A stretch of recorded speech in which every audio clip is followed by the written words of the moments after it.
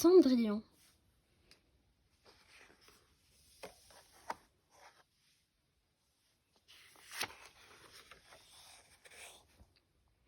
Il était un gentilhomme qui vivait heureux avec sa femme et sa fille, qui étaient d'une douceur et d'une bonté exemplaires. Hélas, l'épouse mourut, et après plusieurs mois de deuil, le brave homme se résolut à se remarier. Il épousa en secondes noces une veuve qui avait 2 filles. Lorsque son deuxième mari mourut, la méchante belle-mère ne mit pas longtemps pour faire éclater sa mauvaise humeur. Elle ne pouvait plus supporter la fille de son défunt mari. Elle chargea la pauvre orpheline de tâches les plus difficiles. C'était elle qui faisait la vaisselle et qui nettoyait toutes les chambres. Lorsqu'elle avait fini son ouvrage, elle allait se mettre au coin de la cheminée et s'asseoir dans les cendres. Voilà pourquoi on l'appelait Cendrillon. La pauvre fille souffrait en silence et n'osait se plaindre à personne. Ses 2 sœurs la traitaient mal et s'occupaient toute la journée à se regarder dans les miroirs.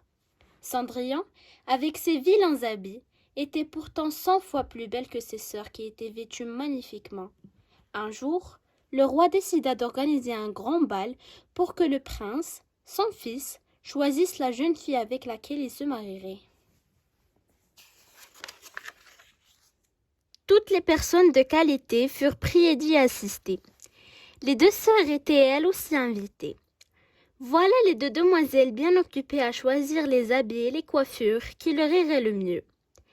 L'aînée mit son habit de velours bleu et ses bijoux d'Angleterre, la cadette sa robe verte et sa parure de rubis.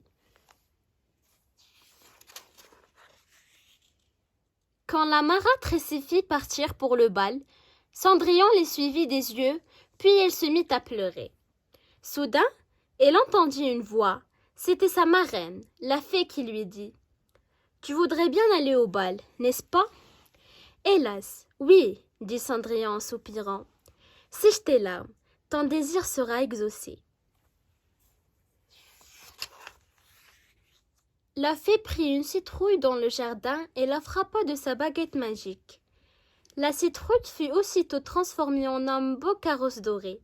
La fée changea ensuite les souris en chevaux, un chien en cocher et les lézards en laquais, qui montèrent derrière la carrosse. Puis, la fée changea le vieil habit de Cendrillon en une somptueuse robe rose et lui donna un merveilleux collier ainsi qu'une paire de pantoufles en fourrure, les plus fines et les plus jolies du monde. Quand Cendrillon fut prête, elle monta en carrosse. La marraine, la fée, lui donna un avertissement. Sois de retour avant minuit, car après minuit, tout redeviendra comme avant. Et Cendrillon partit pour le bal dans le carrosse doré. Elle fut accueillie au palais comme une princesse. Le fils du roi, lui-même, courut la recevoir. Il lui donna la main à la descente du carrosse et la conduisit à la salle de bal. La musique commença et le prince invita Cendrillon à danser. Tout le monde admirait la beauté et la grâce de cet inconnu. Tout à coup, Cendrillon entendit l'horloge du clocher qui sonnait minuit. Elle se leva et s'enfuit comme une biche. Dans sa course éperdue, Cendrillon laissa tomber une de ses pantoufles de fourrure. Elle arriva chez elle, bien essoufflée, sans carrosse, sans cocher, ni laquais, et avec ses misérables habits.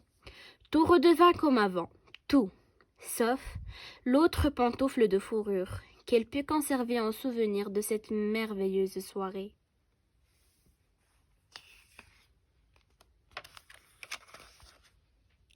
Au palais royal, un serviteur trouva la pantoufle de la belle inconnue. Le roi donna l'ordre de faire essayer la pantoufle à toutes les filles du royaume. On commença à l'essayer aux princesses et à toutes les demoiselles de la cour, mais inutilement. On porta ensuite la pantoufle chez les 2 sœurs qui ne réussirent pas à faire entrer leurs pieds dans la petite chaussure. Cendrillon, qui regardait ses sœurs faire l'essayage, reconnut sa pantoufle et dit en riant que je vois s'il ne m'irait pas. Les sœurs se mirent à rire et à se moquer d'elle. Le gentilhomme qui faisait l'essai de la pantoufle regarda attentivement Cendrillon. Il la trouva fort belle et dit qu'il avait l'ordre de l'essayer à toutes les filles.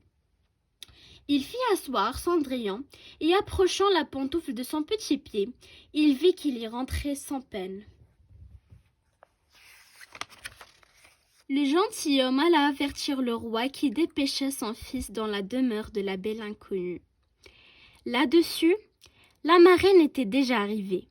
Elle donna un dernier coup de baguette sur les habits de Cendrillon. Quand le prince arriva, il reconnut celle qui lui avait pris le cœur. Elle était plus belle que jamais. L'étonnement du prince fut encore plus grand quand l'élu de son cœur tira de sa poche l'autre petite pantoufle qu'il mit à son pied. Quelques jours plus tard, le prince épousa Cendrillon.